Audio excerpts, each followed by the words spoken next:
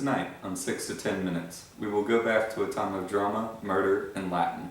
We will examine the scandalous lives of our four fabulous emperors, Nero, Galba, Otho, and Vitellius. We will also hear from an eyewitness account from a man who lived during the reign of each emperor. Vitellius is the closest emperor to the present, chronologically. Here's an account from our first expert, Dr. Brachus.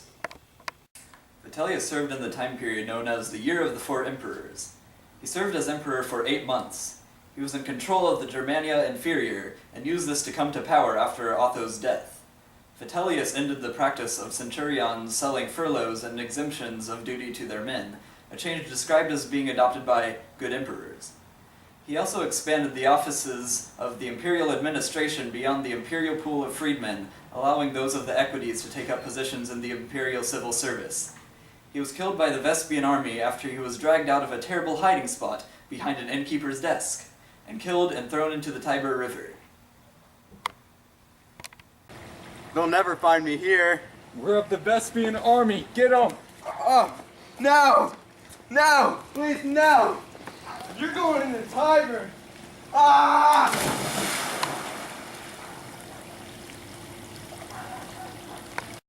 Otho is the second of the four emperors we will discuss. He reigned prior to Vitellius.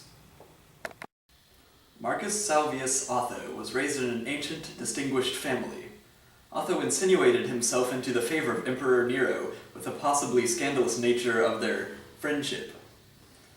Otho was exiled into Lusitania, Spain for 10 years by Nero, where he served as governor.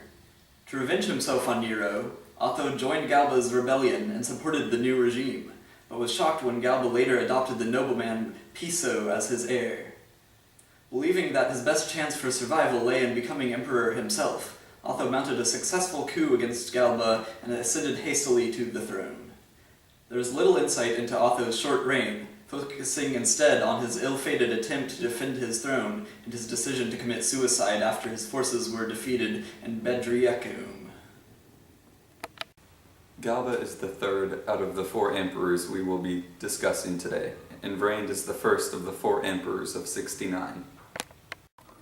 Galba served from June 8th of 68 to January 15th of 69. He came from a noble family and was very wealthy. Galba became praetor in the year 220 and consul in 33. For the first half of Nero's reign, Galba lived in retirement. It wasn't until after Nero's suicide that Galba assumed the title of Caesar.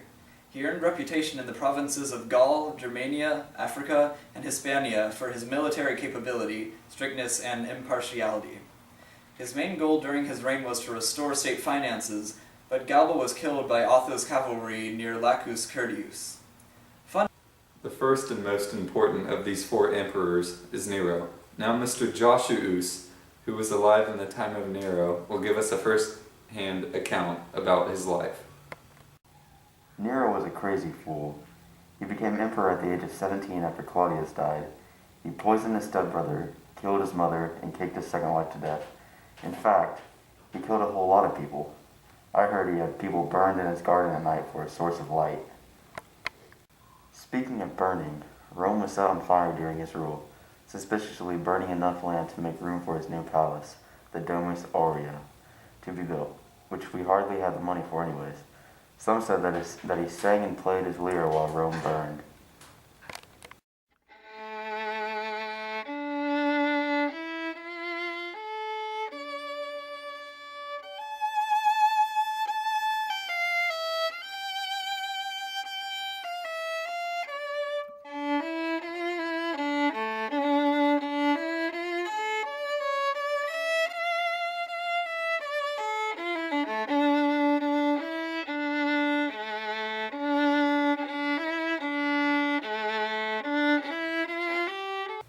He also really liked to be popular, so he catered to the plebeians.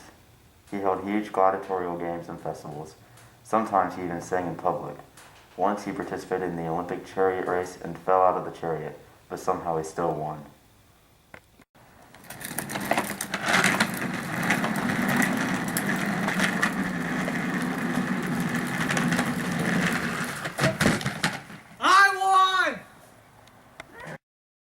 His reign finally came to an end when Gaius Julius Vindex rebelled against his tax policies.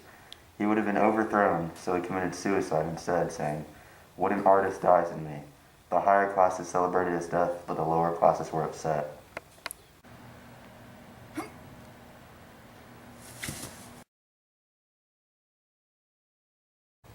Qualities, artifacts, Peru. Following our interview, over 2,000 years old, Joshuas finally died.